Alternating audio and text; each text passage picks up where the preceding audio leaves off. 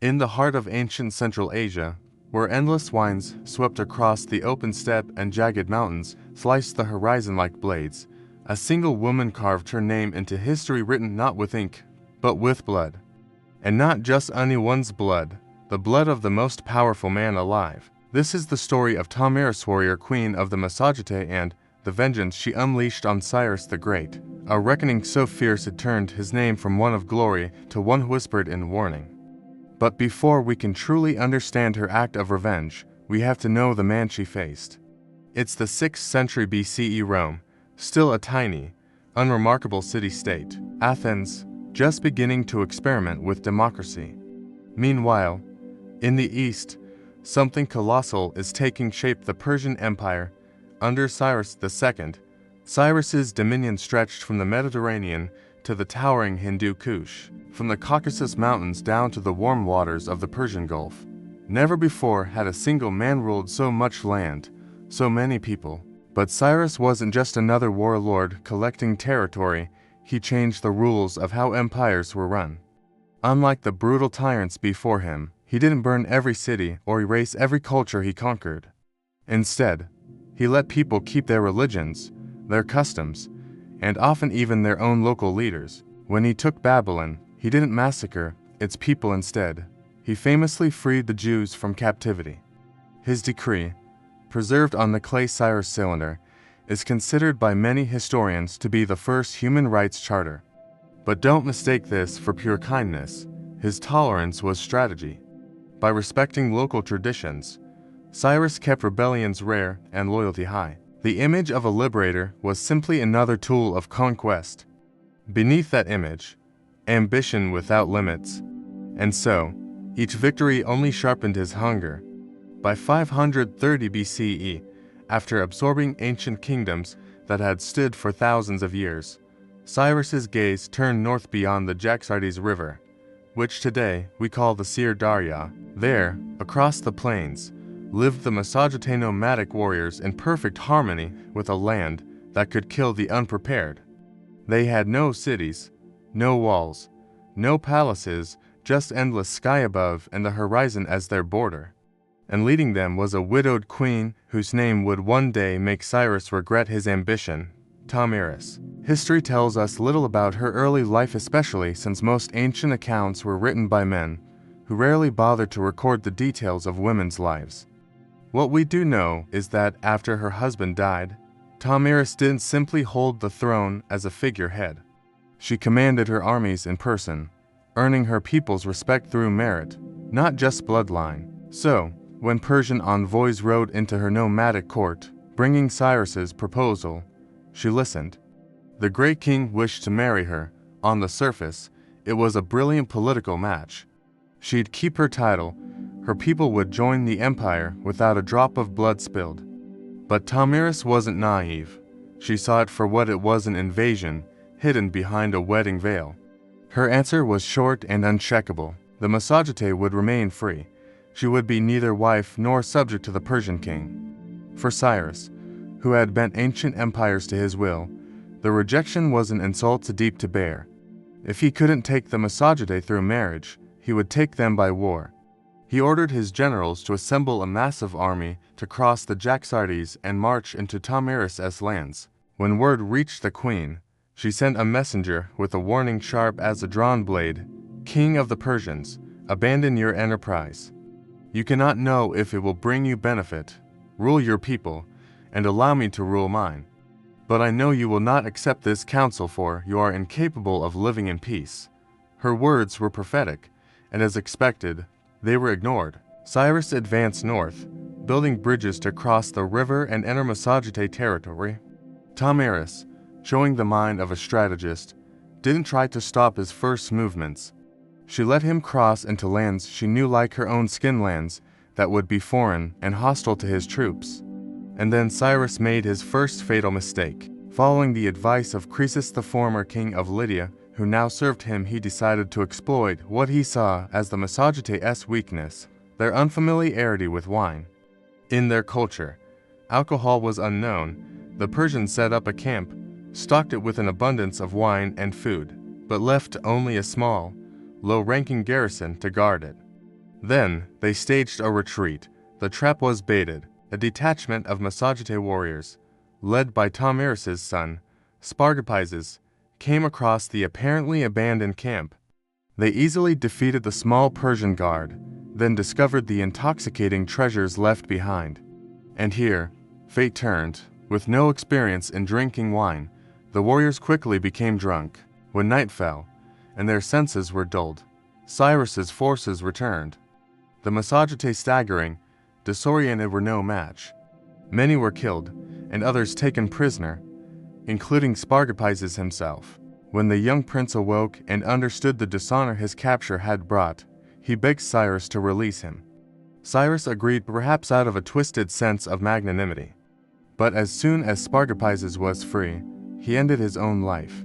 When the news reached Thomyris, it struck her like lightning. Her grief hardened into something colder, sharper, and unshakable resolve.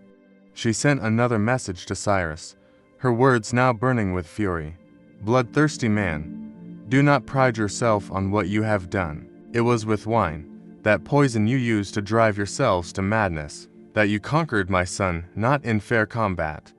Hear me now, leave my land, and I will forgive you for taking 1/3 of my army through trickery. But if you refuse, I swear by the sun, Lord of the Massagetæ, that I will quench your thirst for blood, insatiable though it may be." But Cyrus, intoxicated not with wine, but with his own legend, dismissed her warning.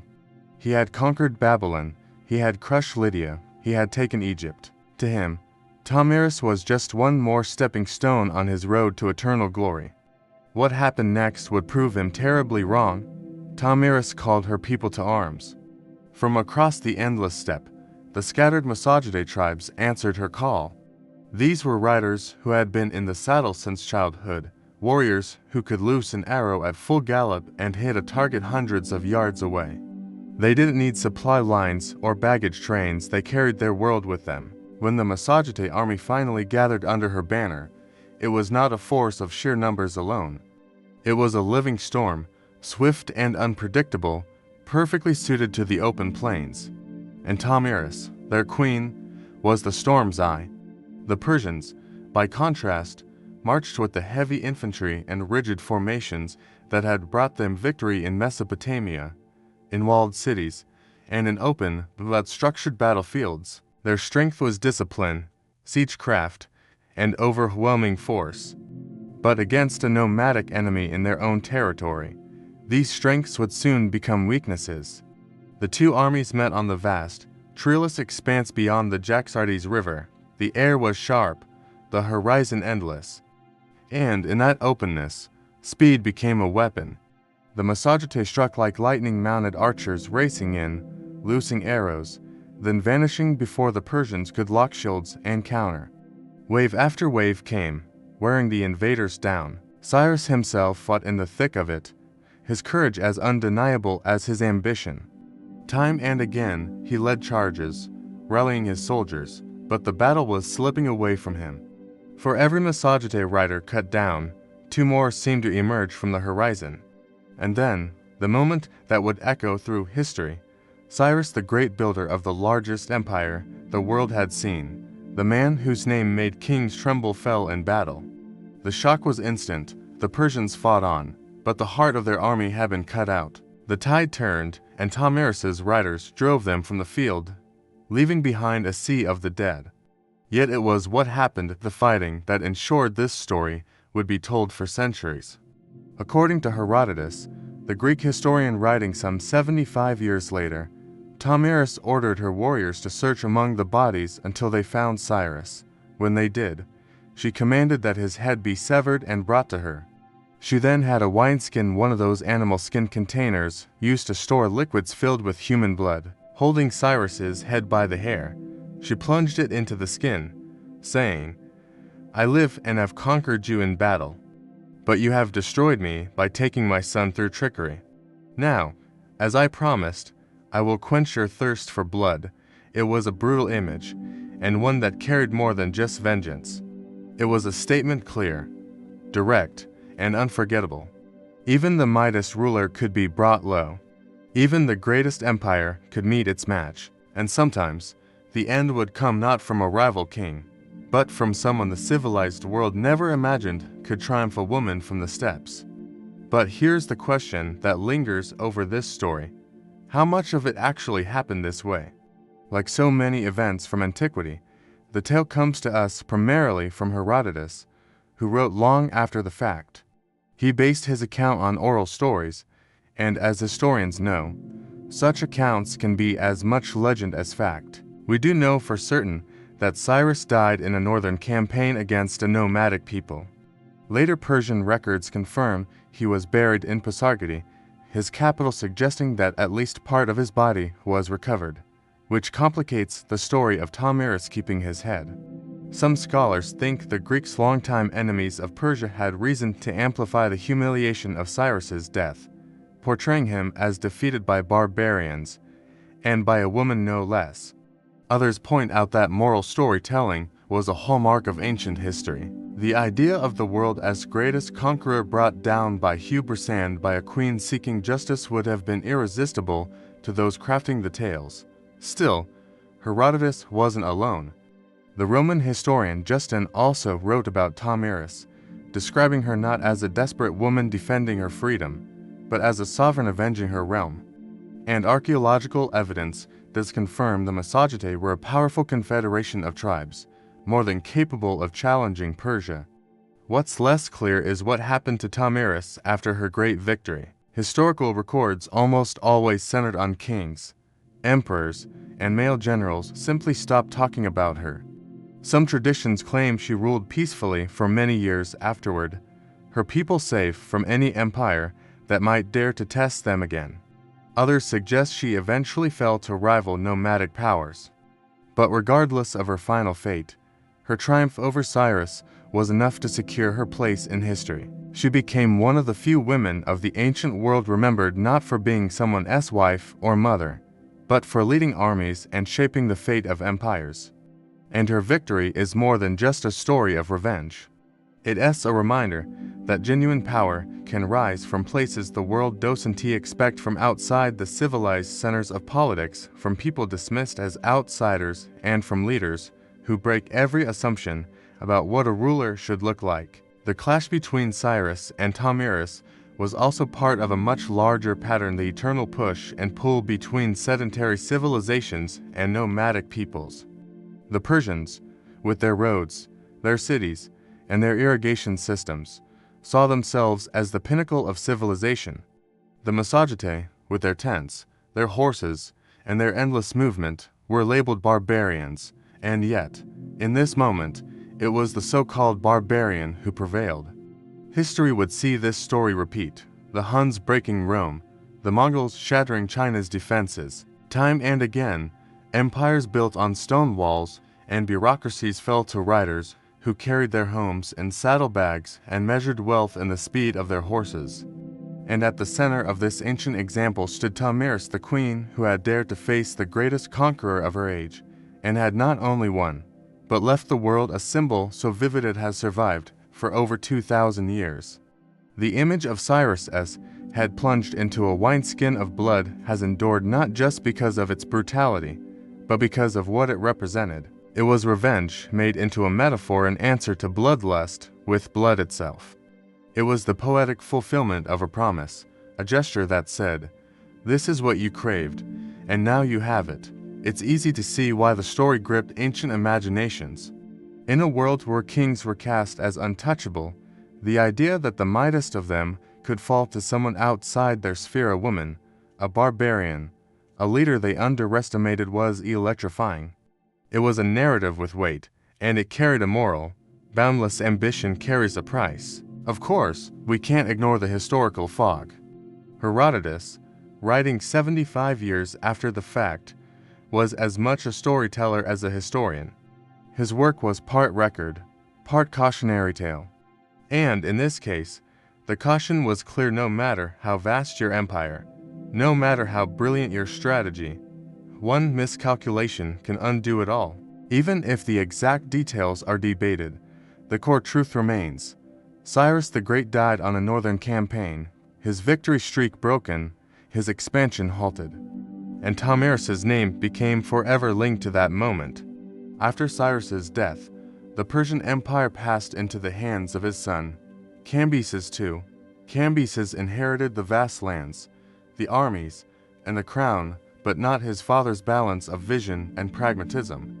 Obsessed with completing his father's plans to conquer Egypt, Cambyses poured resources into that campaign while neglecting the delicate stability Cyrus had maintained at home. Egypt fell to him, but it was a hollow triumph. When Cambyses died unexpectedly, the empire spiraled into chaos. Civil war broke out. Rival claimants seized power, and it wasn't until Darius I rose to the throne that Persia's political order was restored. Darius would go on to expand the empire even further. But Cyrus's death marked a turning point the moment Persia's rise met its first true fracture. As for Thamiris, history retreats into shadows. We have no monuments to her, no surviving inscriptions in her own words. We don't know if she lived out her years in peace or if she died on another battlefield. But we do know this: her people, the Massagetæ, remained independent for a time. Her victory had set a precedent proof that the Persian war machine was not invincible. And for nomadic peoples across the steppes, it was a powerful story to carry forward. The queen who defeated Cyrus became part of the oral traditions, not just as history, but as inspiration. Thamiris's legacy is remarkable for another reason: it disrupts the narrative of ancient power. In most historical accounts, women of antiquity appear as wives, mothers, or political pawns.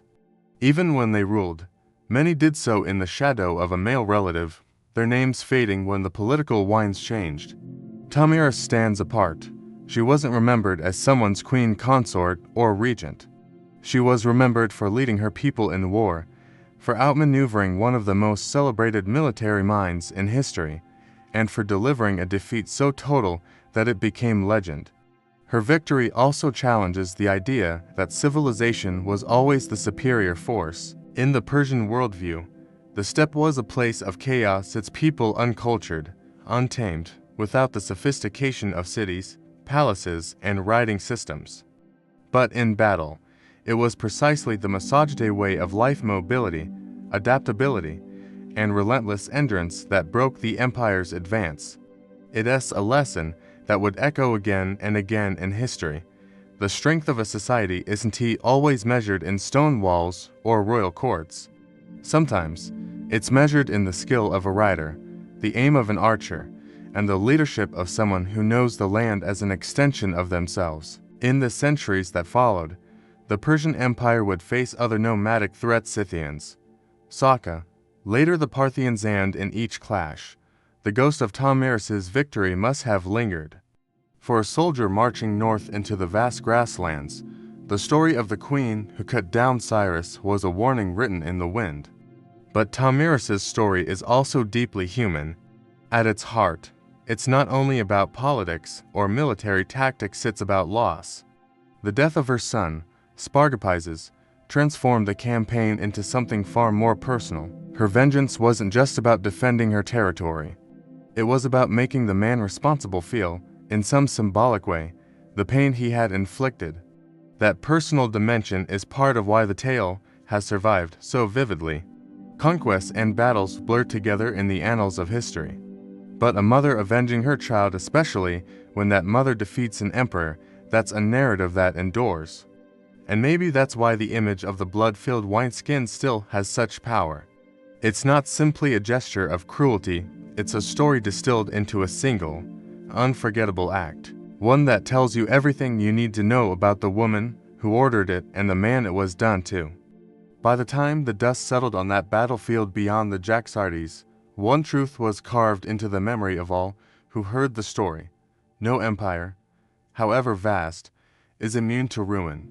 No ruler, however mighty, is beyond defeat. And sometimes, the hand that strikes the final blow belongs to the person you least expect. When we think of history's greatest conquerors, certain names rise instantly to mind: Alexander the Great, Julius Caesar, Genghis Khan. They are the giants of military legend. Thamiris's name is rarely spoken in the same breath, Yet her victory over Cyrus the Great belongs in that same league of decisive, world-shaping moments. Her triumph wasn't just a military feat, it was a reshaping of the narrative itself. In an era when political power was almost always framed in male terms, Thought-provoking story proved that a woman could not only match the most powerful ruler of her age, but utterly defeat him. And she did it in a way that would be remembered for over 2 millennia. The symbolism of her act, the head of the conqueror plunged into blood, is one of the most enduring images of antiquity. It remains vivid because it works on multiple levels, as vengeance, as justice, as a warning. To her own people, it was a promise kept. To her enemies, it was a threat made real. And to the centuries that followed, it became a metaphor for the limits of ambition. Because this is the heart of her legacy, the reminder that power always has boundaries. Cyrus was brilliant, disciplined, and visionary, but he believed himself unstoppable. That belief led him into hostile lands, against an enemy he underestimated, and into a battle he could not win. His downfall wasn't only at the point of a misogyny spirit, was in the arrogance that blinded him to the danger. In that sense, Thought-provoking victory fits into one of history's recurring patterns, the rise of a great empire halted by the very confidence that built it. It happened when the Huns broke Rome's illusions of invincibility, when the Mongols rode through cities thought impregnable, when armies built for one kind of war failed to adapt to another. And here, long before those later events, it happened on the cold plains beyond the Jaxartes. The misogyny themselves would not go on to build cities or carve their names into stone monuments. They left no great capitals, no written chronicles. Their history survives mainly through the words of outsiders: Greeks, Romans, Persians, many of whom viewed them with the same mix of fear and condescension that sedentary empires often reserve for nomads. Yet in this one defining clash, they proved the ultimate equalizers. Thought-provoking herself has no tomb we can visit, no palace ruins to mark her reign. If she had any personal treasures, they're long gone to time, but perhaps that's fitting. Her victory was never about building something to last forever, it was about defending what her people already had: their freedom, their way of life, their place beyond the reach of empire. In a way, the lack of monuments makes the endurance of her story even more extraordinary. The wind still blows across the steppes where the battle was fought, carrying nothing but grass and sky, and yet the tale has traveled through centuries, crossing languages and cultures, surviving in histories, myths, and retellings like this one. And maybe that's because her story resonates far beyond its time. It speaks to the universal truth that no matter how powerful a person or a system becomes, there is always the possibility of resistance. That even in the most unequal of matchups, victory can belong to the underestimated. That sometimes the greatest challenge to empire doesn't come from within its borders, but from the wild, untamed edges it thinks it can claim without consequence. The image of Cyrus's head in the wineskin is more than just a gory detail, it's a warning written in the most visceral language possible. To every emperor, king, or tyrant who might come after, it says, there is a limit to what you can take. Cross it, and you may find the end waiting for you in the place you least expect. Thought-provoking didn't just defeat Cyrus, she transformed him into a cautionary tale. His empire would survive him, yes, but it would never be the same.